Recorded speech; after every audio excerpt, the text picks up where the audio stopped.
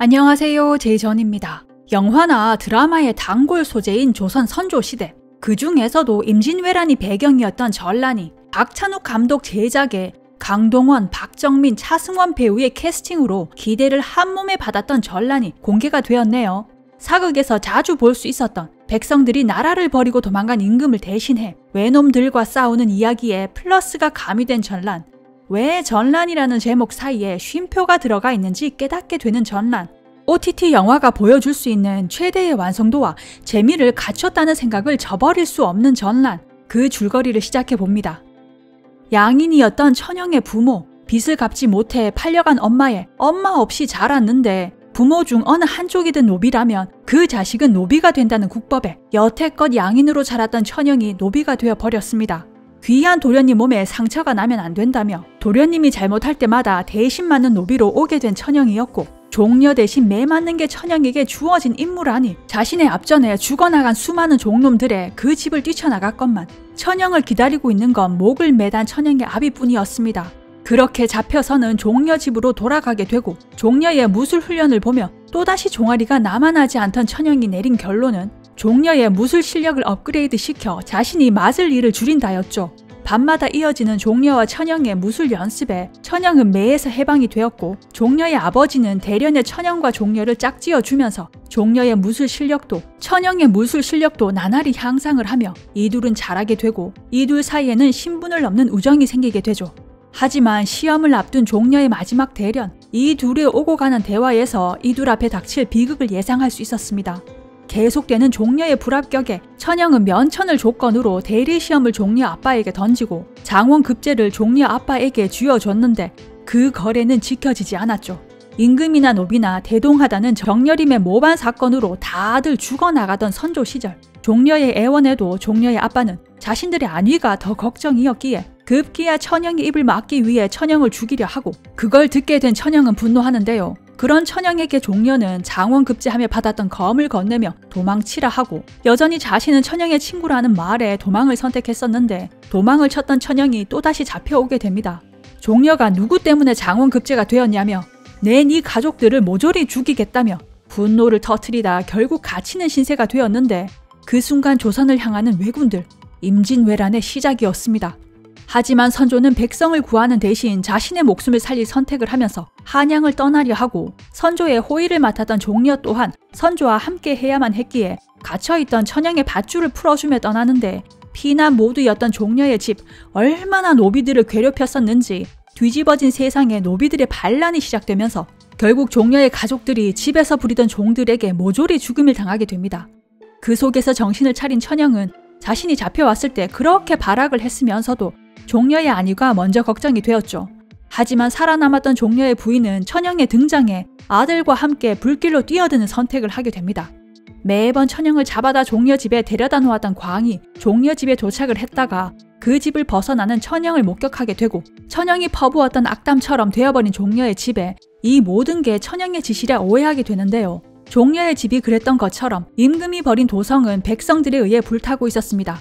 한편 불타는 경복궁에 도착한 천영은 무너지는 경복궁을 목격하게 되는데, 그곳에서 종려의 검과 옷을 입었던 천영을 상문이 광군으로 오해하게 되면서 왕까지 버린 도성을 스스로 지키겠다는 백성들의 리더가 되어버리는데요. 그리고 도망치는 와중에도 집에 고픈 게 우선인 선조는 반찬 투정을 하다 배신감 장렬인 백성들과 마주하게 되고, 그 급박한 상황 속에서 종려를 찾은 광이 가족들의 죽음과 도망치던 천영까지 보고를 하니 종려의 오해는 당연한 것이었네요. 집안에서 부리던 종들의 반란에, 가족들의 몰살에, 친구라 믿었던 천영이 배신했다는 오해에 지금껏 살생을 망설였던 종려의 칼에 분노가 실리게 되는군요. 한편 왜군들에 의해 피바다가 된 한양, 그곳에서 자신의 운명 같은 저주를 듣게 되는 기카와는 천영이 이끄는 의병과 마주하게 되면서 천영의 활약을 목격하게 됩니다. 그리고 마주하게 되는 천영과 기카와, 천영의 남다른 검술을 직접 체험하게 되는데요. 그 와중에 지 목숨 하나 살리겠다고 백성들의 피난길을 끊어버리는 임금이었고, 왜군들이 따라올까 무서워 백성들의 집까지 싹 다 불사질러 버리는 임금이었죠. 자신의 종들이 배신을 했다는 분노에 백성들을 베기 시작하는 종려의 칼과 백성들을 지키겠다고 왜군들을 베기 시작하는 천영의 칼이 마주하게 되는 순간은 필연일 수밖에 없어 보였고, 그렇게 7년이란 세월이 흘렀습니다.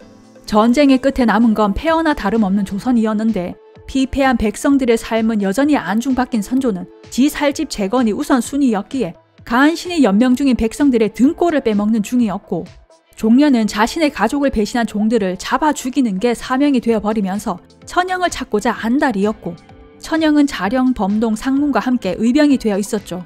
양이는 벼슬을 주고 노비는 면천을 해주겠다 했지만 넘쳐나는 핑계들에 그 어느 것도 이루어진 건 없었습니다. 한편 외놈 잔당들은 조선인인 양 여전히 조선을 누비며 다니고 있었는데 그 속에는 기카와 또한 있었죠. 또다시 의병들과 기카와 무리의 전면전이 펼쳐지고 기카와와 천영의 대결이 이어집니다. 하지만 자령은 기카와를 잡아다가 선조와 단판을 지으려 하죠. 그렇게 기카와를 생포해서는 기카와가 꽁쳤었던 보물들까지 선조에게 배달을 하는데 천영은 알지 못했습니다. 종려가 어떤 오해를 키우며 어떤 분노를 키우며 천영을 찾아 헤맸는지 말이죠. 거기다 한양으로 돌아가는 길 천영과 의병들 눈에 보이는 건 굶어 죽어가는 백성들과 그 담 하나를 사이에 두고 배부르게 먹고 마시고 즐기는 양반들이라 그 분노는 점점 더 커져만 가는데요. 여전히 꿈속에 있는 자령의 갈등이 커져가면서 지배 불리기 바쁜 놈들을 조져버리려는 의병들과 순리와 이치를 따라 자신들이 원하는 걸 얻어보겠다는 의병들로 지갈길을 가게 되죠. 하지만 한양에 도착하게 되는 자령과 천영, 그리고 그들을 지켜보는 선조와 종려는 이미 비극이었습니다. 선조는 자령을 함께했던 의병들을 영모죄로 몰아서 죽음으로 몰아가고 천영 홀로 그곳을 탈출하게 되죠. 그리고 자령의 목이 걸려진 그곳에서 슬픔에 잠긴 천영은 종려를 보게 됩니다. 종려의 집에서 천영은 종려를 기다리고 마주하게 되는 천영과 종려의 깊어진 오해와 갈등은 풀릴 수 있을까요? 약속도 희망도 신념도 남지 않은 천영은 반란군의 길로 들어서고 종려는 기카와를 이용해 그가 꽁쳤던 보물들을 선조에게 던지고 그걸로 경복궁을 재건하려는 선조가 그 미끼를 1초의 망설임도 없이 물어버리니 종려는 천영도 죽이고 의병들까지 모조리 없애버리려 하고, 그렇게 조선 이름을 얻고 투순군의 군장이 되는 기카와와 종려는 천영을 죽이기 위해 한 팀을 이루게 됩니다. 한편 각성한 천영은 남은 의병들을 찾고 이들의 대격돌이 예상된 가운데 의병들 또한 사람들을 모으기 위해 왜군들이 숨겨둔 보물들이 절실해지죠. 하지만 왜군과 싸우는 것과는 다른 임금에 대항한 반란에 보물들로 반란에 동참하려는 자들과 보물들로 평안한 인생을 살려는 자들로 나뉘게 되는데요. 아하, 죽음이 어렵지 삶은 쉽다 했던 의병들이 결국 기카와와 종려의 손에 보물들만 건네주는 꼴이 되면서 죽음을 맞이하게 되는군요. 종려는 의병들의 머리를 매달아 놓고 천영을 기다리면서 쓰임이 당한 기카와를 없애려는데 기카와도 이미 낌새를 채고 있었습니다. 종려 군대의 총들을 무용지물로 만들어 버리면서 기카와 무리와 종려만 남게 되고, 그걸 지켜보던 천영이 등장하면서 서로가 서로를 죽이려는 삼파전이 벌어지게 되는데요. 천영이 드디어 종려의 분노가 왜 자신을 향해 있는지 알게 됩니다. 천영이 구하려 했지만 자신을 짐승이라며 불 속으로 뛰어든 종려의 아내에 대해 알게 되는 종려는 멘붕인데요. 그 찬스를 놓치지 않은 기카와의 공격을 천영이 막아서고 자신을 위해 몸을 던진 천영을 위해 기카와와 맞서던 종려, 하지만 무리였습니다. 기카와에게 당하는 종려에 이제는 기카와와 천영만이 남게 되고, 그 마지막 대결에서 두 팔이 날아가 버린 기카와, 결국 자신이 들었던 저주대로 죽음을 맞이하게 되는군요. 죽음이 눈앞인 종려, 여전히 자신이 천영의 친구라는 말에 미안하다는 한마디를 남기고서는 숨을 거두는데요. 천영은 선조에게 보물들을 배송하는 대신 그동안 왜군들이 베어갔던 백성들의 코드를 배송하면서 계속될 반란을 예고하며 전란이 엔딩을 맞았습니다. 2시간 남짓의 러닝타임에도 군더더기 없는 구성과 진행의 속도감까지 유지하면서 세련된 액션 장면 연출들이 빛났던 전란. 약간 아쉬운 게 있다면 시작 부분만으로도 이 두 사람이 마지막에 어떻게 될지 빤히 보이는 게 천영과 종려의 서사가 현대판 로미오와 줄리엣의 브로맨스를 곁들인 느낌이랄까요. 어떤 결말이 우리를 기다리고 있을지 예상이 되더라고요. 하지만 말이 아까운 강동원님의 연기였고, 철없고 이기적인데 거기다 좀 모자란 선조의 모습에 누가 빨리 얘 목 좀 안 따주나 생각할 만큼 차승원님의 연기가 돋보였고, 종려를 가득 채우는 박정민님의 연기가 너무 좋았고, 비교적 분량이 짧았던 조연들의 여운이 길게 남았고, 정치사회적 메시지가 다분했지만 사극의 기본에 충실하면서도 감각적인 액션이 돋보였는데요.